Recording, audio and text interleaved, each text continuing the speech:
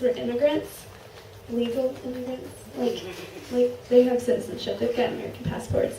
But they were immigrants. My siblings were born in the Dominican Republic, which is where my entire family's from. And I really relate to that part of my life. I feel like once I grow up, it'll become like a pretty prevalent thing in my life, and I eventually want to take my kids back to the island and like have them experience that too, because it's pretty awesome to have like a culture that rich be a part of your life when it's not completely your life. It's pretty interesting to have that dichotomy of two cultures, and that's what my piece is about, and it's called Musings of a Southernized Latina. Maybe if I can catch my breath.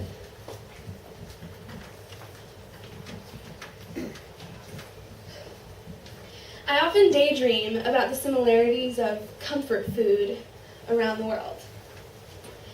Some sort of carbohydrate with oils and salt usually make for a pretty happy person no matter who you are or where you're from. Here in the South, it usually comes in the form of chicken and dumplings, macaroni and cheese, biscuits and gravy. Amen.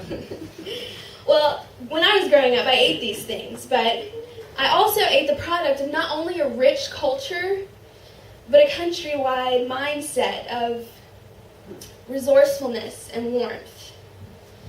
You know, arroz con habichuelas. Plantains in some shape or form for every single meal. And the most decadent sancocho, with herbs and spices that my grandmother had planted in the garden next to the mango tree in our backyard, approximately 4 miles away from the seashore. I've also thought about when people find a geographical place in common, they often find connections with each other as if they had known each other their whole life. Tuscaloosa, Alabama, Chattanooga, Tennessee, Raleigh, South Carolina, Louisville, Kentucky. We all have a drawl and drink our tea sweet. And El Caribe, Latinoamérica, La Española. It's funny how when you're Hispanic, no matter where in the continental U.S. you hail from, San Antonio, Texas, Santa Barbara, California, Chicago, Illinois, Rome, Georgia, whenever we get together, we suddenly sound as if we were plucked straight out of the Bronx, New York, taking the broken but beautiful language of our ancestors. Spanglish is in my veins. I'm in a perpetual state of translating words, idioms, thoughts. I used to dream in Spanish. Now I dream in a world where everyone feeds you well, hugs you tight, gives you nicknames before they even know your real name, and loves you unconditionally. That world exists on my island, where everyone is your primo, where you find any and every reason to host a dinner for your entire neighborhood, and you don't live more than a few blocks away from your entire extended family. But that world also exists in my country, where hospitality is a trait you learn at birth, where honey isn't just something you put on your biscuits, and the Appalachians are everyone's backyard.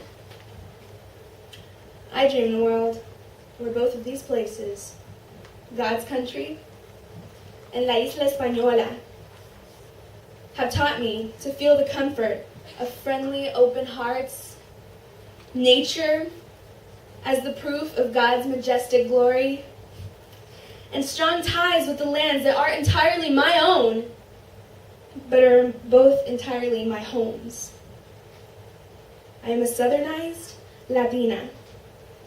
I've had warm summer nights with crickets singing bluegrass songs to me while I sleep in a hammock, and breezy mornings with the smell of salt water dancing the merengue around my senses as I walk to the colmado for breakfast. I dream in both these worlds, not one, not the other.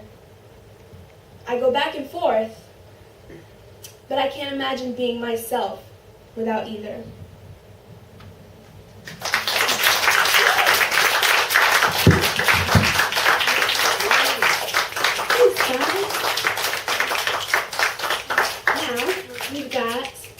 Walter, who's going to be doing a reading for us.